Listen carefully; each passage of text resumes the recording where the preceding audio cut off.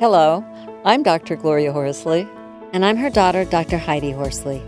Heidi and I want to welcome you to Open to Hope Conversations, the podcast. We believe that the greatest gift you can give yourself after a loss is hope, using this moment to connect with others who have not only survived but thrived. So let's get started.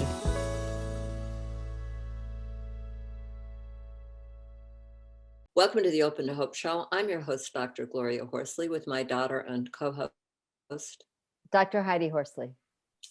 Well, Heidi, today we are going to talk about aromatherapy for grief. And as you know, I'd say, Heidi, over the last 5 or 6 years, or maybe a little more, people have been talking more and more when we go to grief conferences about aromatherapy. Yes, they've been talking a lot about essential oils and which ones help in the process and which ones, you can benefit from. We're going to be talking today to Dr. Benjamin Perkus. He is a licensed psychologist with nearly 20 years of experience using essential oils for emotional wellness. And he is the creator of something called the Aroma Freedom Technique. This is with a step-by-step process for dissolving negative thoughts, feelings, and memories. So welcome to the show, Benjamin. Thank you. Great to be here. It's great to have you on today, Benjamin. Have you been hearing people talk about essential oils for grief and loss? Because we have heard a lot about it. Yeah, well, in the work that we do, it's a very specific technique that I use, that I created. And I found a way to marry psychology with aromatherapy. But my approach is a little bit different than a lot of aromatherapists. I'm not using specific oils like this oil is for this emotion. Okay. But it's really more about identifying those key moments, those key memories that get kind of seared into our consciousness, moments of deep sadness, of anger, of fear, and they don't quite leave us. And this is, as you know, with grief, the problem is we're going to cycle through the different moments of pain and the anguish. And what the essential oils are able to do is, when you set it up properly, they can go in and actually dissolve and restructure those memories. So really, this approach is kind of akin to EMDR. Yeah. And builds Now, on. let me stop Sure. you there, because not everyone knows rapid eye desensitization is where with movement you reprogram the brain, and it's a whole specific method. So your method is, rather than using movement, you're using the smell. Would that be correct? That's correct. That's correct. We're using the sense of smell. And because the sense of smell is primal and it goes deep into our emotional brain, and we process it automatically. We process it below the level of consciousness, and it's irresistible. So for instance, when you smell. I like that word, irresistible, because smell is irresistible, truly. There's a really deep biological reason for that. When you smell food that's gone rotten, you cannot eat it. It's a survival mechanism. When an animal smells, a predator, it gets to run away and survive. And so this is why we have an instant response to smell. And so what I do is we use this same power that some smells might repel us. There are other smells that relax us. And it's the same thing. It's irresistible. We can't help but relax when we smell certain things. So by taking these painful memories, bringing them into consciousness in a certain way, and I can get into it later, the specifics of how it works, and then we use the sense of smell to calm us. It's like our brain has to do a 180 and says, well, wait a minute, I thought that this memory was very sad, but all of a sudden I'm feeling relaxed when I think of this sad thing. And so your brain restructures. So we're using the sense of smell in this very specific way. And now I want to ask you a question. I'm hearing this and you're describing it. It's very clear and very simple. Can I do it myself? I created this process as something that can be done as a self-care modality. The book I wrote, Aroma Freedom Technique, it's a 12-step process, takes you through all the pieces, and I teach it as a process you can use on yourself. I do have a certification program because there are some nuances. If you want to do it professionally, then you need to get trained more professionally for that. But there are a lot of self-care aspects of it, whether it's a simple, what we call the aroma reset, a simple 1-minute process just to kind of reset your emotions in the present. Or we have a process we call the memory resolution technique, which is more intense, going into the past memories, but you can do them all yourself. Some people are very adept at that. They pick right up on it. Other people, they have a hard time when they're in the emotion, like the feeling types, people that are really intense feelers. Sometimes it's hard for them to follow the instruction as they're feeling it. So it takes them some practice, but with practice, anyone can do it. I really like this, Mom, because the reason that I think this is so important, Benjamin, is because many of our listeners and viewers have had traumatic losses where, and all losses are traumatic to a certain extent, but what they keep reviewing in their minds and what's bothering them is the way that the person died. Those are very intense feelings. And a lot of people have had therapy and Right. talked about it and are still They, still residual. but I like what Benjamin's doing, because it's like the body holds these memories. Mhm. And so by smelling and using another sense rather than just talking, I can see how you can, I don't know, move these memories through the body, or not have it sounds like have the memories, but not have they're not so emotionally charged. Is that what I'm hearing? That's exactly right. And I remember shortly after I got my degree, and as a young psychologist, and I was in practice about a week. And then I said, Yeah. I think I need more training. And that was when I started to get all the trainings to go into these brain-based models and body-based models. And we had to do more than talking. We had to kind of get into the neurology. And Yeah. that's what this does. It really, it goes in and literally dissolves these memory complexes. And so one of the things I realized when I first wrote the book, I didn't know the neuroscience behind it, but about a year after writing the book, a chiropractor contacted me and he said, "Hey, what you're doing is called memory reconsolidation." And I said, "What's that?" And he said, "Well, there's a line of neuroscience research that shows that if you meet the right conditions, you can actually rewire the neurons so that the memory literally changes." And I realized that's what we were doing. We were finding these emotionally charged memories, and we were kind of making them real. People feel it, or feel it in their body. And then the sense of smell was rewiring, so that sometimes the memories literally, I know it's hard to believe, they literally will disappear. Other times Wow. a person will just get a distance on them and they feel just not charged by it. And sometimes a person may actually see something happening new in the memory that didn't happen before. I'll give you a quick example of that. I was working with a woman who had she had some trauma from childhood, and her mother was very punitive. And her mother used to make her clean her room, and if she didn't clean it fast enough, the mother would throw her clothes on the floor and say, "Clean it now," and very Wow. abusive. And so we were doing this, and this was in front of 300 people. We were doing this demo, and um, she said that as she was smelling the oils and she was seeing this memory of all those heap of clothes on the floor, she literally saw the clothes hanging themselves up, kind of like Mary Poppins. And the memory itself changed, and it no longer was so troublesome. So sometimes something like that happens. Sometimes it's more of just a kind of a distance or a perspective. And when the emotional charge to the memory goes away, then the person feels peace, and then they can start to really connect with their inner guidance, or some new creative idea to help them move forward. What comes up for me right now, I am thinking of anniversary reactions. What might be a great thing if you know that you get upset every Valentine's Day or birthday or whatever, you might be able to do something in anticipation of that. Would that be a thing?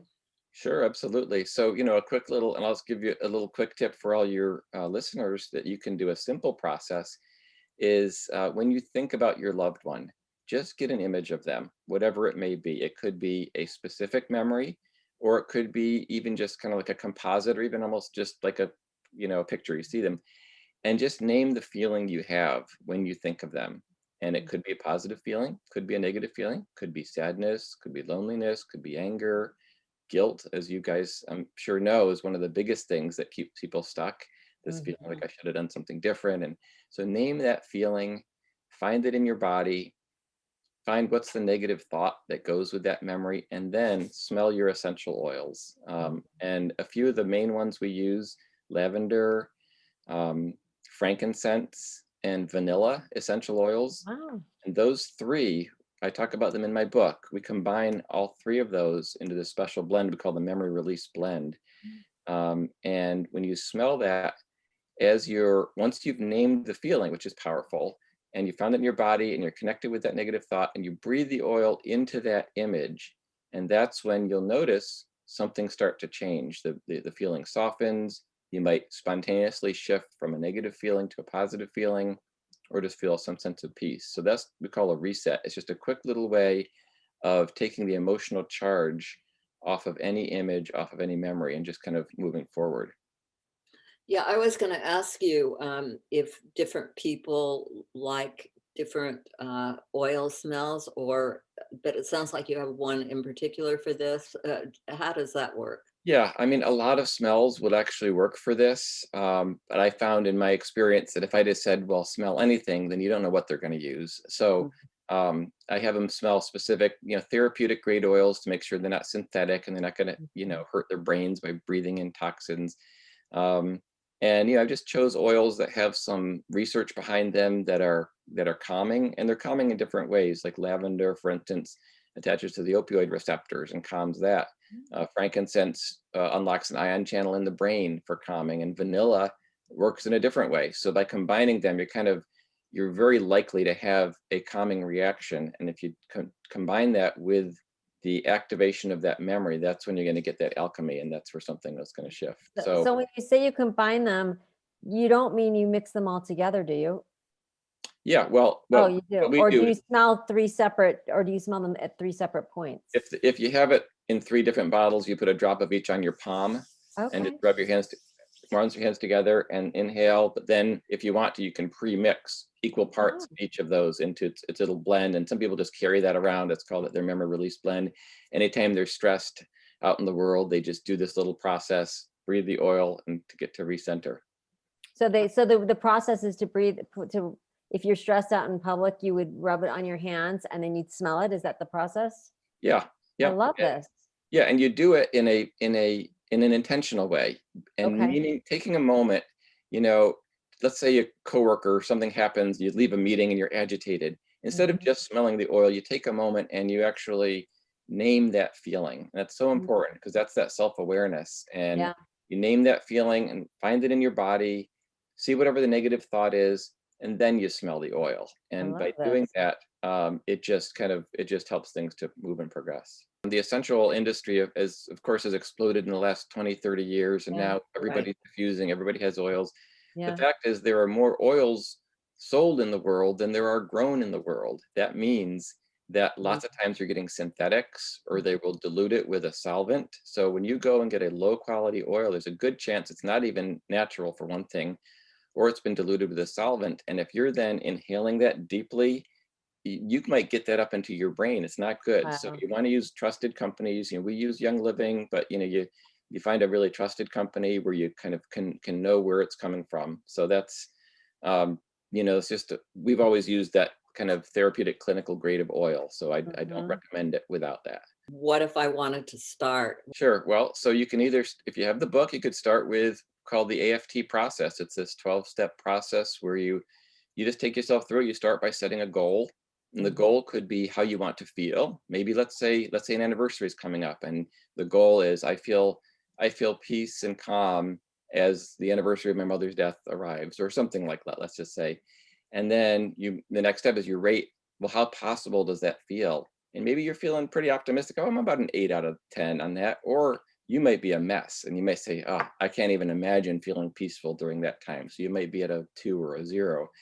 And then you just go through the process. Well, what's the negative voice in your head say that tells you this can't happen? And how do you feel? And where do you feel it in your body? Drift back to an earlier time when you felt the same way. And then this is what the memories are going to come up. This special process was going to activate those memories. Then you smell your oils, you breathe into the memories, a couple minutes of that, the memory starts to shift, start to change. And then you see, well, how do you feel now? Maybe now I'm at a 4 out of 10. I can imagine it happening. So often you do 2, 3, 4 rounds until when you think of that thought of, say, being peaceful on that anniversary, you feel totally confident. Often people will feel like their loved one is with them at that moment. They kind of they have this sense of peace, like I know that she's with me now, or I feel very, taken care of, whatever it is. And then you move into you do an affirmation, we do a power pose to kind of anchor it in. So the whole process, I took, my 20 years of clinical experience and I distilled Yeah. it into this simple repeatable process that anyone can do. And it's so effective. I let go of my practice that I had for 20 years because I Mhm. knew I could help more people by learning this than Right. doing sessions one-on-one. So I let go of my practice for the last 4.5 years. I've just been teaching certifications in this process of how to do it. The oils, they work on a molecular level as well as the sensation level, meaning these molecules of lavender or frankincense are actually being absorbed in through your bloodstream and they're going to your brain. So they're going to have a calming effect physiologically, even if you'd never registered what the smell was. So for instance, this technique, you could still use it with no sense of smell. Now it's possible that it might take a little longer, and you might not notice the fireworks quite as much. It's still going to Right. happen, but it may be more subtle. So, but we've had people ask every single time I teach this question comes up in one form or another, and we encourage people to use it. And some people have actually started regaining their sense of smell through this Wow. process because it does something. As you guys know, the sense of smell triggers memory. We've all had that experience, the fresh baked bread or whatever it is, taking Yeah. us back. So you're activating memories, activating different parts of your brain that remember smell. I don't know. I don't have statistics on how many people had zero sense of smell and then started using this process and it started to come back. Right. But some people have said that they've started to notice things happening. Tell us how people can get in touch with you, and you can train as a professional. You can do it Sure. yourself. Aromafreedom.com. That's all one word, aromafreedom.com. And so we have every level. So if you're a layperson, you just want to try it for yourself, you could grab the book. The next level up, if you want to just participate, we do these online clearings, believe it or not, where we could have dozens of people or more, hundreds sometimes. You have your oils at home and we take everyone through the process so they can experience it. So we have call a training vault where you can, take it on that level. Or all the way up to certification if you want to use it professionally, either in a practice already, or even just we train non-professionals to do this because the system is complete. And I know there's some trauma protocols that they won't teach to lay people, and I understand why, because it takes many years of training to do that. So this process is the reason I trained lay people is because it's simple, because it's comprehensive. The oils have this calming effect. People never have these reactions where they, get worse or anything. And but it's not diagnostic, so you don't need to. We're not diagnosing. We're not treating any particular condition. We're just helping people get from where they are to where they want to be. So if they're troubled by memories, if they're feeling nervous about certain things. They can use this process either on themselves or on others. So the training program is all, you can find that on the website as well. Awesome. Well, thank you so much for being on and for everything you're doing. It's really quite exciting. I'm thinking about those good smells and Yeah. Yeah. I'd encourage you, and reach out to me if you guys want to experience a session. I can do a session with you so you can experience it firsthand, all see if it's right. something you wanted to learn. And yeah, I'd also look forward to if you have other groups you want to connect me with, or it's something that I think that it would be a great addition to a lot of people's mental health practices. Yeah. Um, I and agree. I agree. I have, Especially, I'm thinking of the people who've lost children that we connect with a lot. yeah, There are a lot of memories that are difficult. absolutely, I totally agree with you, Benjamin. Because our body holds a lot, and talk therapy is great, but this, in addition to talk therapy, I think could really be a game changer for so many people that are yeah, stuck in their trauma narratives. absolutely, yeah. We just break right through that. Wonderful. Thank you so much for everything you're doing. It's exciting. Yeah, thank you. Glad to be here. It really is. And thanks everybody for watching the show today and for joining us. And Heidi and I always want to remind you that if you've lost hope, please lean on ours until you find your own, and God bless. I'm Dr. Heidi Horsley. You have been listening to Open to Hope, the podcast. You can follow Open to Hope on Facebook, Instagram, and Twitter. To learn more, visit us at opentohope.com and go to Apple Podcasts to subscribe. I'm Dr. Gloria Horsley. Join us again next week for another Open to Hope conversation, where we invite you to lean on our hope until you find your own.